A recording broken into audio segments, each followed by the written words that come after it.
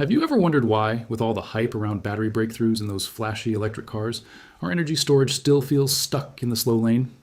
Now, imagine a machine that can power your home, your office, or even a remote cabin, and just sits quietly in your basement for 30 years. No charging headaches, no chemical leaks, no drama. And get this, it could cost you less than $800. No, this isn't some late-night infomercial product or science fiction.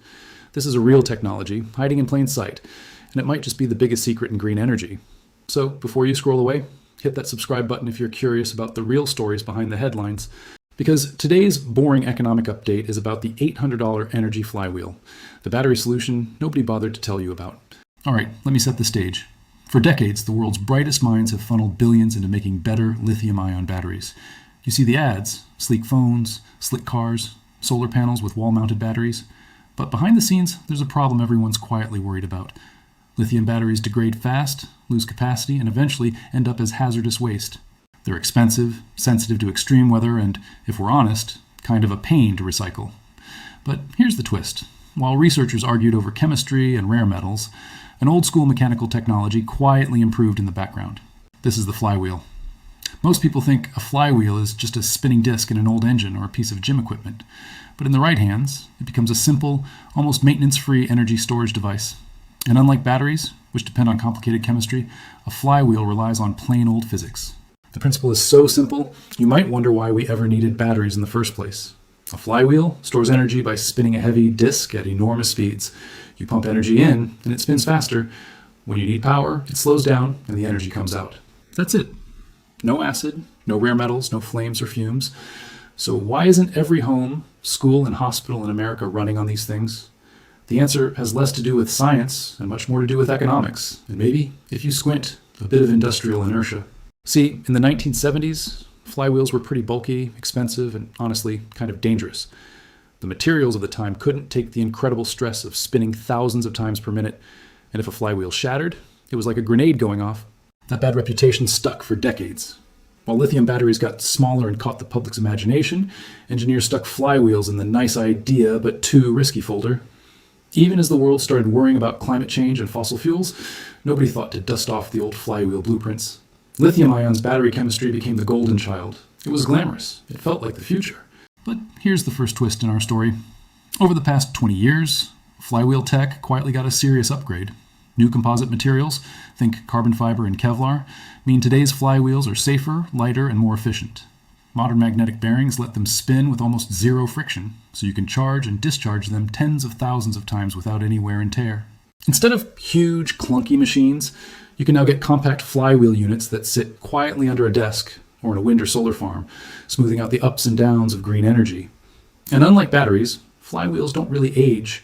If you keep them sealed and protected from the elements, they'll still work in 30, maybe even 40 years. The main limitation? They don't hold energy as densely as lithium batteries, but for homes and grid energy, where you need reliability and low maintenance, they might just be perfect. Of course, there's another part of the story, a question that's probably in your mind right now. If these things really work so well, why don't we hear about them? Why aren't utilities installing flywheels up and down the country? Why aren't there TV commercials for the flywheel revolution? Well, here's where the economics gets really interesting. Think about it. Battery makers and utilities have spent billions building out lithium infrastructure. There are lobbying groups, supply chains, recycling companies, and marketing budgets all built around batteries. The whole system is geared to selling you a battery every 10 years, sometimes sooner. In that world, a quiet, simple machine with no moving parts except a spinning disc, and almost nothing to replace for 30 years, doesn't fit the business model. It doesn't need constant upgrades or recycling, and it won't break down just as the warranty expires. It's the exact opposite of planned obsolescence, which is kind of an open secret in the energy business. All this brings us to the real paradox.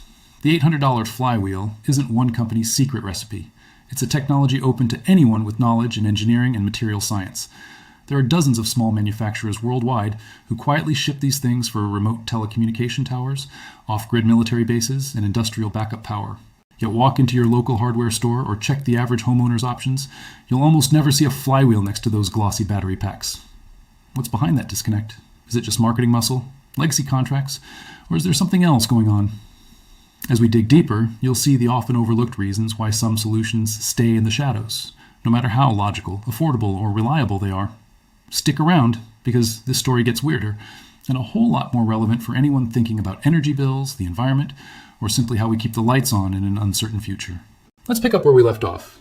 Now, you might be thinking, all right, flywheels sound neat on paper, but what about in the real world? Is this really the forgotten fix, or just another piece of the green energy puzzle that never caught on? The fact is, flywheels have actually been everywhere, just hidden in plain sight. Let's look at some examples most people miss.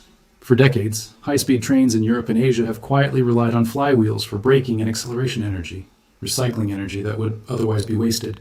Traffic lights in busy cities, the massive servers behind your favorite websites, even the massive particle colliders used by scientists, all have depended on flywheels to keep the power flowing during brief outages or surges. In other words, flywheels were never gone. They just weren't sitting in your living room. But here's where the plot thickens. Take the same technology from those critical infrastructure projects and downsize it for a regular home or business. Suddenly, what feels high-tech and super expensive actually becomes oddly affordable. Let's talk about the $800 number floating out there.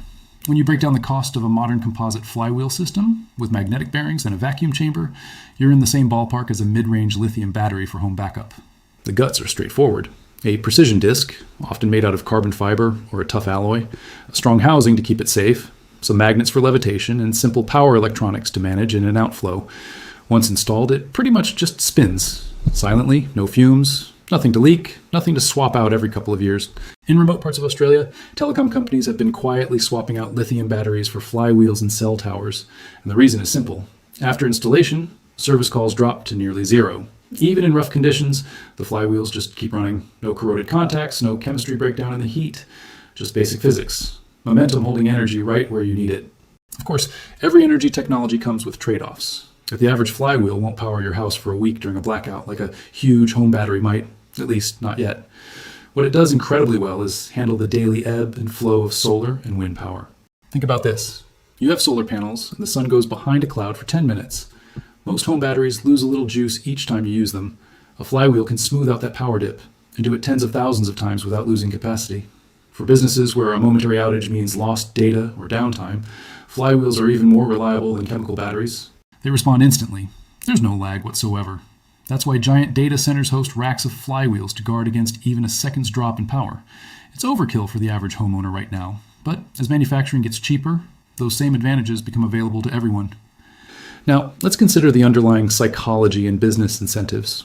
Why aren't big brands racing to put flywheels in front of you? Part of it is pure marketing momentum. Batteries are familiar, and the word battery itself just sells better than something that sounds mechanical or industrial. It's easier to scare people into buying backup batteries by talking about power outages and the fragility of the grid, and batteries fit that narrative well. Flywheels, by contrast, seem boring. No fancy chemical formulas, no explosions, no planned obsolescence. And honestly, companies make money when you have to replace something every few years. A 30-year flywheel just doesn't keep you coming back for more. Another angle is government policy. For decades, subsidies and incentives have pushed battery storage for both consumers and utilities. It's not a conspiracy, just the result of early bets on battery tech that set the tone for everything after. Once the supply chain gears up, everyone from miners to recyclers, retailers to installers has a reason to stick with the familiar. If someone's entire business is swapping out old lithium packs, a flywheel threatens that revenue stream. It's a quiet resistance. Nobody stands up at a conference and says, let's keep selling stuff that wears out. But inertia is a powerful force in business, and so the flywheel story has mostly stayed under the radar. But maybe the most important piece of this puzzle is reliability. With climate change bringing more extreme storms, wildfires, and grid instability, homeowners and businesses are looking for resilience. That's where flywheels quietly shine. They last decades, need almost zero maintenance, and don't care if it's freezing cold or blazing hot outside. The very things people want most, durability, simplicity, and peace of mind, are exactly where batteries struggle and flywheels excel. So if all these benefits are real and the cost is already within reach, what would it take for flywheels to go mainstream? That's where the next part of our story takes us. Because, as we're about to see, what's holding back the 30-year battery solution isn't just economics, or politics, or even public awareness. It's a combination of all those things, and just maybe a glimpse of what our energy future could look like if we finally embrace the technology that's been quietly spinning in the background all along.